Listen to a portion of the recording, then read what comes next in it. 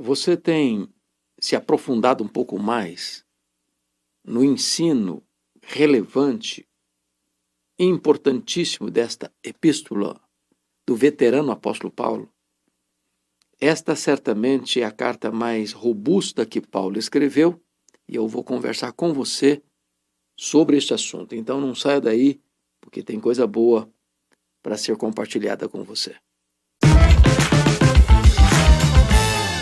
A carta de Paulo aos Romanos é considerada o manifesto cristão, o Evangelho segundo Paulo. Nenhum livro da história humana exerceu tanta influência nas civilizações como esta carta. Esta carta retrata para nós o pensamento de Deus. Esta carta é a essência do Evangelho. Esta carta, segundo os estudiosos, é a cordilheira do Himalaia de toda a revelação bíblica. Então eu quero conversar um pouco com você sobre esta epístola.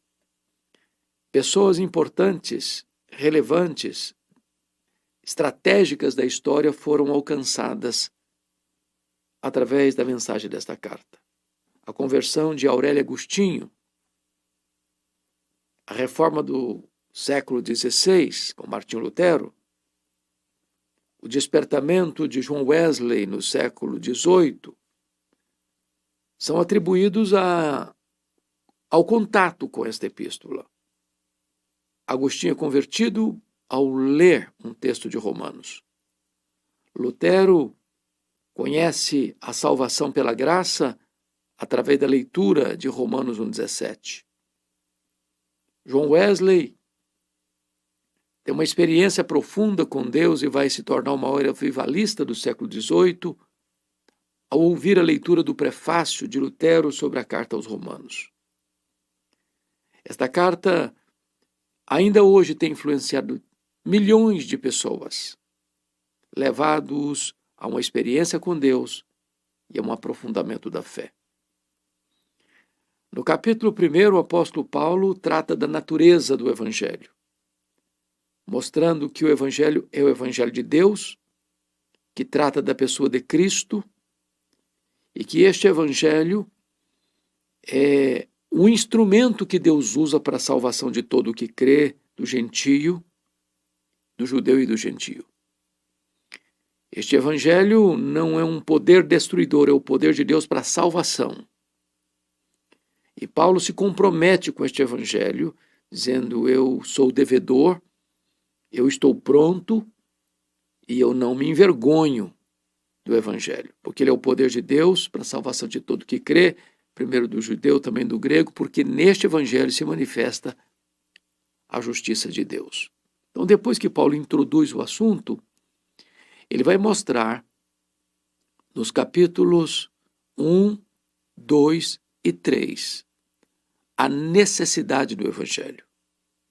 Paulo começa com o que nós chamamos de más novas, mostrando que todos pecaram e destituídos estão da glória de Deus. Ele chega a essa conclusão lá em Romanos 3:23.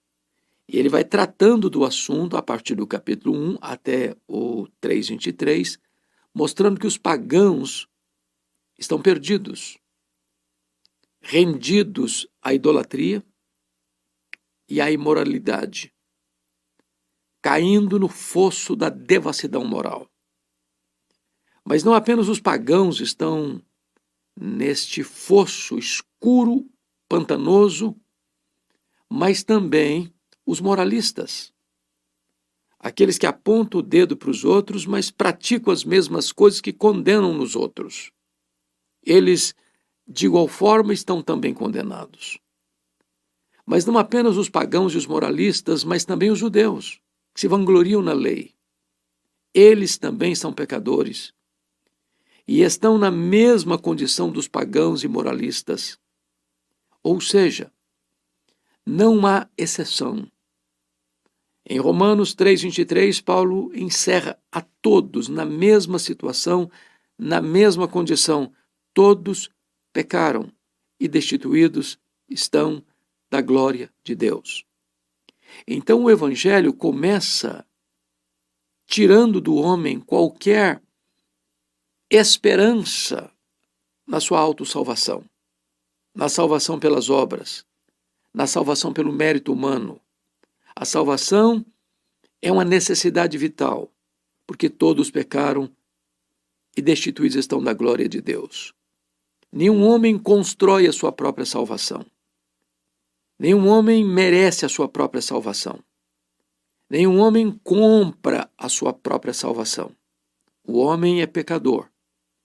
Os grandes, os pequenos, os reis, os príncipes, os grandes deste século, como as pessoas mais simples, do rei ao vassalo, do empresário ao empregado, do doutor ao analfabeto, do religioso ao não religioso, todos pecaram e destituídos estão da glória de Deus. Encerrando todos no pecado, o apóstolo Paulo, então, a partir do capítulo 3, verso 24, ele vai agora mostrar que a salvação é uma obra de Deus, realizada pelo sacrifício de Cristo na cruz, pela sua morte vicária, e é apropriada pela fé em Cristo Jesus. Paulo só introduz esse assunto depois de mostrar que todos pecaram. E então no verso 24 ele vai dizer, sendo justificados gratuitamente por sua graça, mediante a redenção que há em Cristo Jesus, a quem propôs no seu sangue como propiciação mediante a fé, para manifestar a sua justiça, por ter Deus na sua tolerância, deixado impunes os pecados anteriormente cometidos, tendo em vista a manifestação da sua justiça no tempo presente, para ele mesmo ser justo e o justificador daquele que tem fé em Jesus. Então, o que Paulo está dizendo é que as pessoas lá no Antigo Testamento, antes de Jesus vir ao mundo, foram salvos de igual modo por meio de Jesus. Deus olhou aqueles sacrifícios que tipificavam o sacrifício perfeito. Deus olhou a morte daqueles cordeiros que tipificavam o Cordeiro de Deus que tira o pecado do mundo. E Deus passou por cima para aplicar esse juízo sobre o seu Filho, que morrendo na cruz é o único nome dado entre os homens pelo qual importa que sejamos salvos. Os que viveram antes dele morreram. Os que viveram antes de Jesus olharam para o Salvador que haveria de vir, para o Cristo da profecia. Nós que vivemos depois de Cristo, olhamos para o Cristo da história, o Cristo que já veio, se encarnou, viveu entre nós, viveu de maneira limpa, sem qualquer dolo, sem qualquer mancha, sem qualquer mácula, sem qualquer pecado. Então nós olhamos para trás e cremos no Cristo da história. O Cristo da profecia, o Cristo da história é a mesma pessoa. É Jesus de Nazaré. É o Filho de Deus. É o Salvador do mundo. Então, depois que Paulo mostra para nós que a salvação está ligada à redenção que temos em Cristo pelo seu sangue, agora Paulo, no capítulo 4, vai mostrar que lá no Antigo Testamento as pessoas também foram salvas do mesmo jeito que aqui, porque foram também justificadas pela fé e não pelas obras. E Paulo cita dois exemplos. Primeiro ele cita o exemplo de Abraão, depois ele cita o exemplo de Davi. Abraão é o pai da fé, Davi é o pai da nação que vai unificar Israel como uma grande nação. Esses dois elementos, essas duas personalidades relevantes e estratégicas na história de Israel, são citadas pelo apóstolo Paulo como alguém que não foi salvo pelas obras, mas salvo pela fé. Abraão creu em Deus e isso lhe foi acreditado como justiça. Davi diz que bem-aventurados são aqueles a quem Deus não atribui iniquidade. Ou seja, a salvação é gratuita. A salvação tem como base meritória o sacrifício de Cristo na cruz. A salvação tem como base instrumental a fé em Cristo Jesus. De tal maneira que Paulo cita Abraão e Davi como evidência de que a salvação lá na antiga dispensação, lá no Velho Testamento, também era pela graça mediante a fé, e não por méritos e não por obras da lei. Então o apóstolo Paulo vai concluir no capítulo 3 o que vai demonstrar no capítulo 4. No capítulo 3 ele conclui: concluímos, pois, que o homem é justificado pela fé, independentemente das obras da lei. E ele prova a tese dele no capítulo 4, mostrando que Abraão e Davi foram justificados pela fé e não pelas obras. Quando você vai para o capítulo 5, o apóstolo Paulo vai mostrar agora os frutos dessa justificação. E eles dizem: justificados, pois, mediante a fé, temos paz com Deus por intermédio de nosso Senhor Jesus Cristo, por intermédio de quem obtivemos igualmente acesso pela fé a esta graça na qual estamos firmes. E ele diz: nos gloriamos na própria esperança da glória de Deus. Então, Paulo vai tratar aqui no capítulo 5 de 3 frutos da justificação. Primeiro, olhando para o passado, você tem paz com Deus. Olhando para o presente, você tem livre acesso à graça. Olhando para o futuro, você tem esperança da glória. Paz no passado, graça no presente, glória no futuro. A nossa salvação está assegurada, porque justificação é um ato e não um processo. É um ato legal, jurídico, forense, declaratório de Deus. Quando você crê no Senhor Jesus, Deus declara você justo diante do seu tribunal. A justificação não é um ato que ocorre em você, mas lá no tribunal de Deus. Não tem graus, ou seja, não tem uma pessoa mais justificada do que a outra. Quando você creu no Senhor Jesus, você é declarado justo diante do tribunal de Deus. Isso quer dizer que já nenhuma condenação há mais sobre a sua vida. Quando você crê no Senhor Jesus, você se torna uma pessoa quites com a lei e quites com a justiça divina.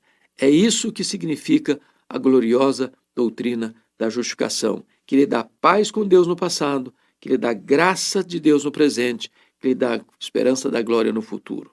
Então, Paulo vai demonstrar também no capítulo 5 que nós nos gloriamos não apenas na esperança da glória de Deus, mas também nas próprias tribulações. Sabendo que a tribulação produz perseverança, a perseverança produz experiência, a experiência produz esperança que não se confunde. O que Paulo está dizendo é que quando você é salvo, isso não apenas garante o seu futuro, isso prepara você para o seu presente. Você enfrenta tribulações, como todos, é uma pressão sobre a sua vida. Mas você se gloria nelas, não porque você é sádico e gosta de sofrer, mas pelo resultado que ela vai produzir na sua vida, perseverança. E essa palavra perseverança no grego, reipomone, é paciência triunfadora diante de circunstâncias adversas. Porque quando você passa por essa experiência, por essa teste da paciência triunfadora, você passa a ter experiências com Deus. Você não tem uma fé de segunda mão. Não é apenas a fé que habitou no seu avô, na sua avó, no seu pai, na sua mãe, mas é uma experiência pessoal, intransferível, que você tem com o próprio Deus. Isso produz em você a gloriosa esperança, não uma esperança vaga, mas uma esperança segura. E ele então entra com o assunto do amor de Deus por você. Esse amor tem 3 características. Primeiro, é um amor copioso, abundante. O amor de Deus é derramado em seu coração. Segundo, este amor é imerecido, porque Deus amou você quando você era fraco, ímpio, pecador e inimigo de Deus. Terceiro, este amor é provado. Deus prova o seu próprio amor para conosco pelo fato de ter Cristo morrido por nós, sendo nós ainda pecadores. Então Paulo vai para o capítulo 6 e mostra para nós a nova vida que nós temos em Cristo Jesus. E Paulo usa aqui, muito importante, 3 verbos que precisamos memorizar se queremos compreender esta nova vida que temos em Cristo Jesus. O primeiro verbo está no verso 6, sabendo isto, que foi crucificado com ele, o nosso velho homem. Em outras palavras, você e eu precisamos andar com a carteirinha de óbito do velho homem em nossa vida. Foi crucificado com ele. Esse homem morreu, esse velho homem morreu. E você precisa saber disso. Isso é uma informação que você não pode perder.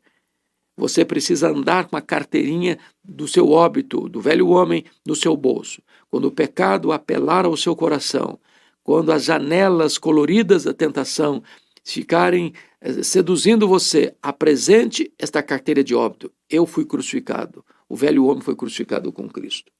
O segundo verbo está no verso 17, ou melhor, no versículo 11. Assim também vós considerai-vos mortos para o pecado, mas vivos para Deus. A primeira é sabendo, você tem que saber disso. Segundo, você precisa se considerar morto para o pecado, vivo para Deus. Aqui está uma consciência que você agora morreu com Cristo. Agora você está crucificado com Cristo. Agora você se considera morto para o pecado.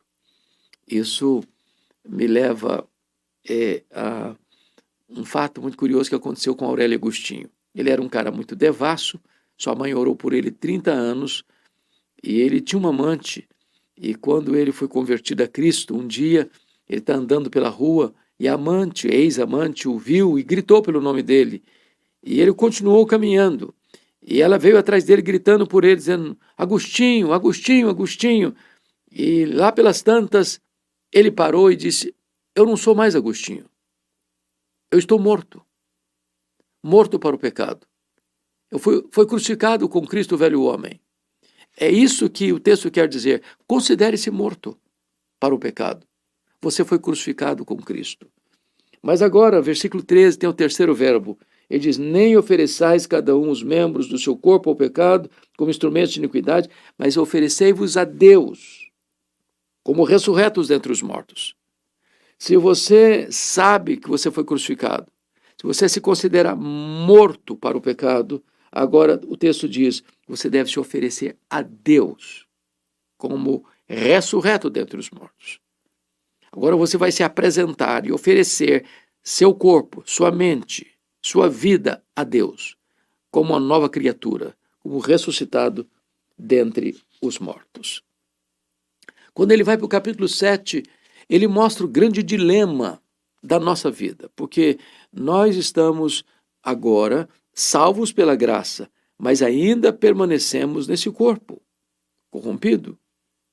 Está sujeito a fraquezas múltiplas, físicas, emocionais, morais e espirituais. E Paulo mostra o grande dilema diante das exigências da lei, porque a lei é boa, ela é espiritual, ela é justa, mas nós somos pecadores. Então, como é que nós vamos lidar com isso? E Paulo começa o capítulo 7 com ilustração sobre casamento, mas não é sobre casamento que ele está tratando. Ele está tratando da nossa relação com a lei. E ele diz assim, porventura ignorais, irmãos, pois falo como aos que conhecem a lei, que a lei tem domínio sobre o homem toda a sua vida? Ora, a mulher está casada, está ligada ao marido enquanto ele viver. De tal maneira que se essa mulher que está ligada ao marido enquanto ele viver pelo casamento se relaciona com outro homem, ela comete adultério. Mas se o homem morrer, ela está livre para casar de novo. E aí não comete adultério.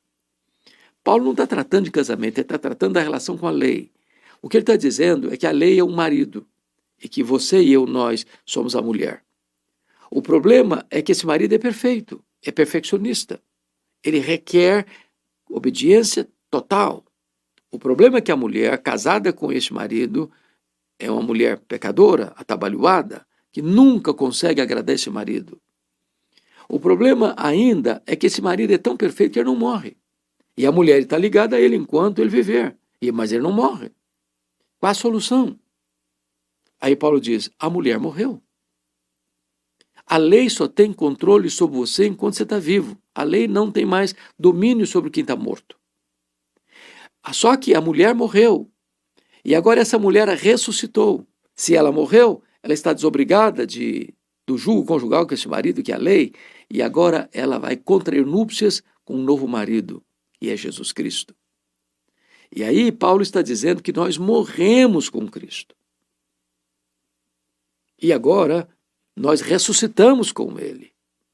Agora nós temos uma nova vida. Ele diz que, na outrora, o bem que eu quero fazer eu não faço, o mal que eu não quero, esse eu pratico. Mas agora nós somos livres. E esta é a grande mensagem do capítulo 8. Nós estamos livres. Agora o Espírito Santo habita em nós. Agora nós não somos mais escravos do pecado. Agora nós não estamos mais presos ao domínio do pecado. Agora o Espírito Santo nos deu vida. Agora nenhuma condenação a mais para aqueles que estão em Cristo Jesus, nosso Senhor. Agora nós temos o Espírito de adoção. Agora nós fomos adotados na família de Deus. Agora nós já temos o Espírito Santo habitando em nós. Agora somos templo do Espírito Santo. E Paulo diz então que agora Deus nos assiste em nossa fraqueza pelo seu Espírito. Agora o próprio Espírito intercede por nós sobremaneira com gemidos inexprimíveis. Agora todas as coisas cooperam para o bem daqueles que amam a Deus. Agora nós entendemos que o grande projeto de Deus é nos tornar parecidos com Jesus. Fomos predestinados para sermos conformes à imagem do seu Filho. Agora nós sabemos que todas as coisas cooperam para o nosso bem. Agora nós entendemos que o Deus que nos predestinou é o mesmo Deus que nos chamou, que nos justificou, que nos glorificou, e então nada, nem ninguém pode nos separar deste amor. E Paulo faz 5 perguntas retóricas no capítulo 8, a partir do verso 31 ao 39. Se Deus é por nós, quem será contra nós? Aquele que não poupou seu próprio filho, antes por todos nós o entregou, porventura não nos dará graciosamente com ele todas as coisas? Quem tentará acusação contra os eleitos de Deus? É Deus quem os justifica. Quem os condenará? É Cristo Jesus que morreu, ou antes quem ressuscitou, o qual está à destra de Deus e também intercede por nós. Quem nos separará do amor de Deus que está em Cristo? Será angústia, perseguição, perigo, nudez, espada. Eu estou certo de que por meio de todas essas coisas somos mais que vencedores, porque eu estou certo de que nem a morte, nem a vida, nem anjos, nem principados, nem poderes, nem altura, nem qualquer outra criatura poderá separar-nos do amor de Deus que está em Cristo Jesus, nosso Senhor. Quando Paulo vai para os capítulos 9, 10 e 11, ele volta a sua atenção para o povo de Israel. No capítulo 9, ele mostra o passado desse povo, quando Deus o escolheu soberanamente. No capítulo 10, ele olha para o presente desse povo, vê como esse povo caiu em pecado e desgraça, em transgressão da lei. Mas no capítulo 11, ele mostra o futuro de Israel, a restauração desse povo na plenitude dos tempos. Então, passado, a escolha; presente, o pecado; futuro, a plena restauração. E então, Paulo conclui essa parte doutrinária da epístola, no capítulo 11, com a grande doxologia.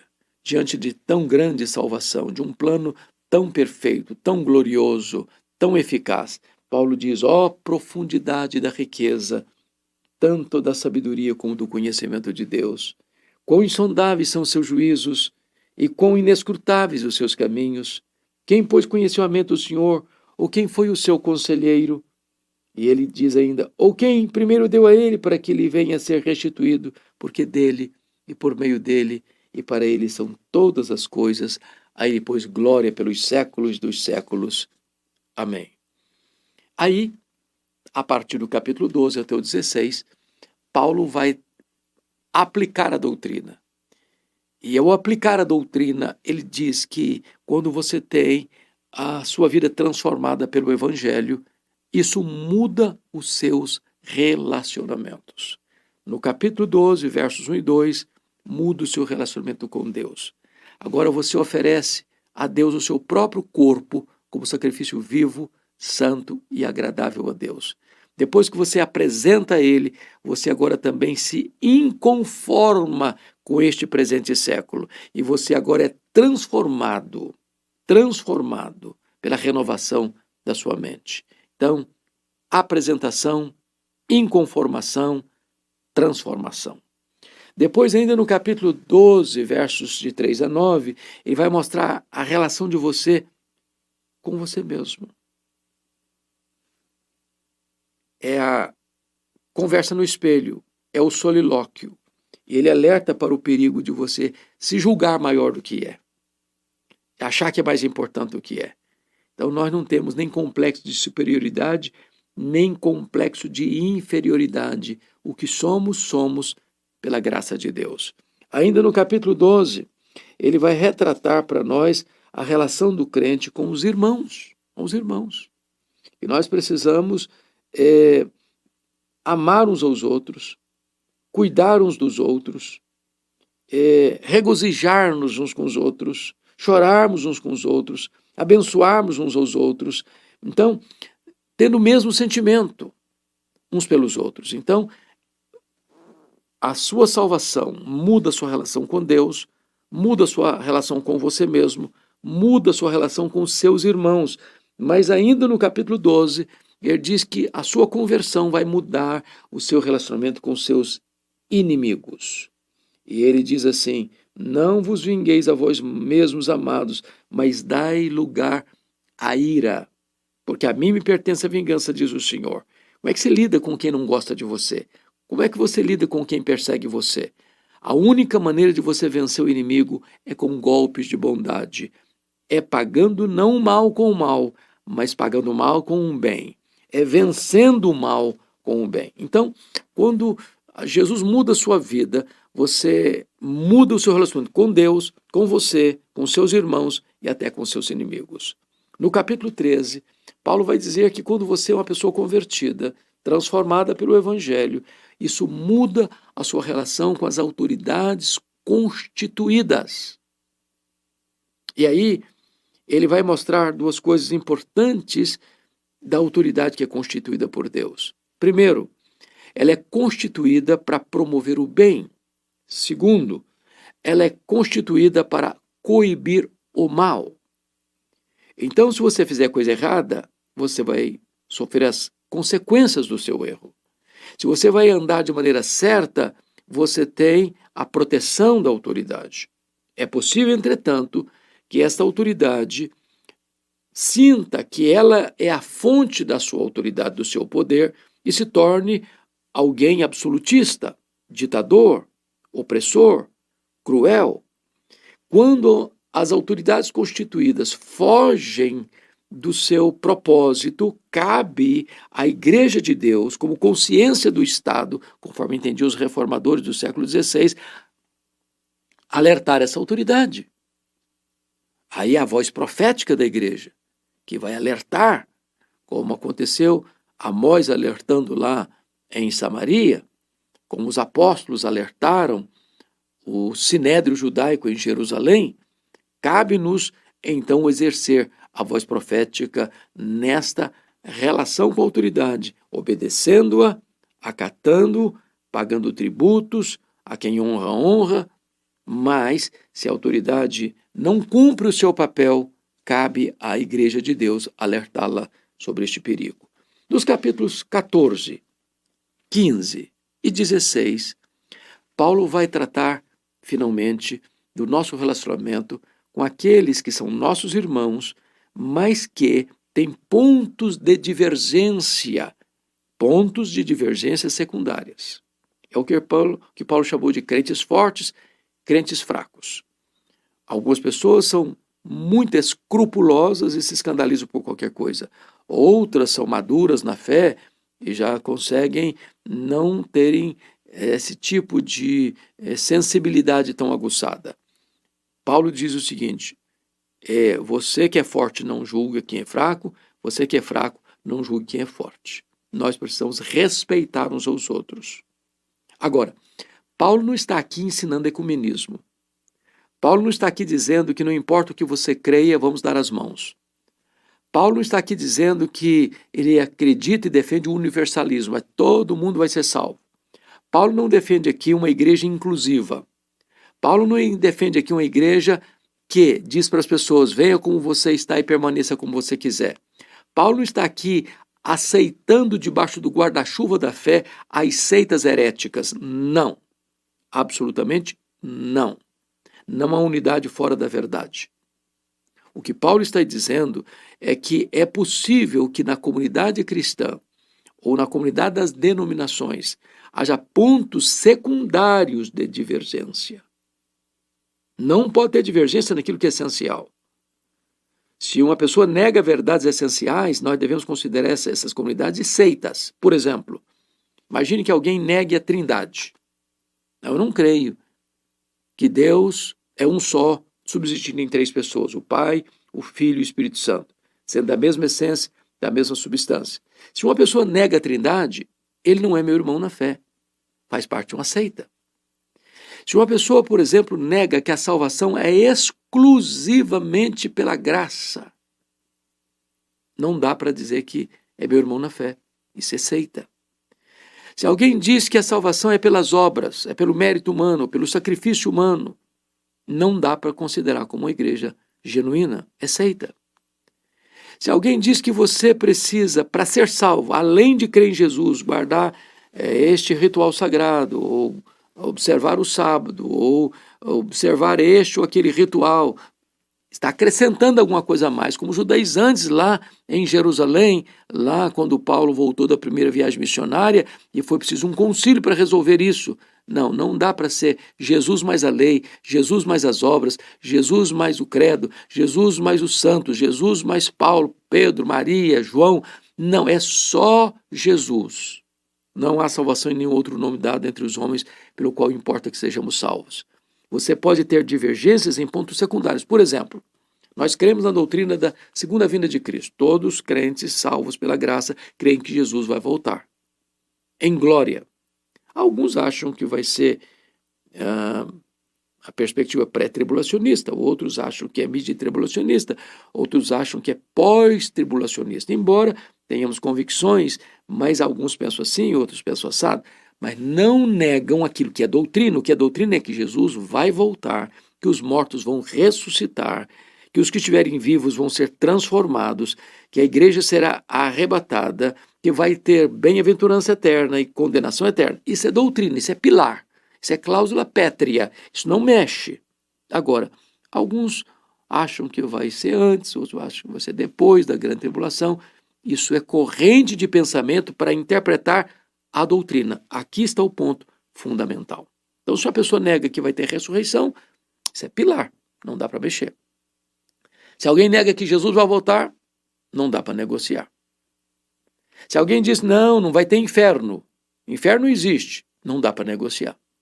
Aqueles que negam doutrinas essenciais caem na malha de seitas. Então, nesses capítulos 14, 15 e 16, Paulo está mostrando para nós como é que nós nos relacionamos com irmãos que pensam diferente de nós em coisas secundárias. Uns Paulo chama de fracos, outros Paulo chama de fortes, mas todos são irmãos.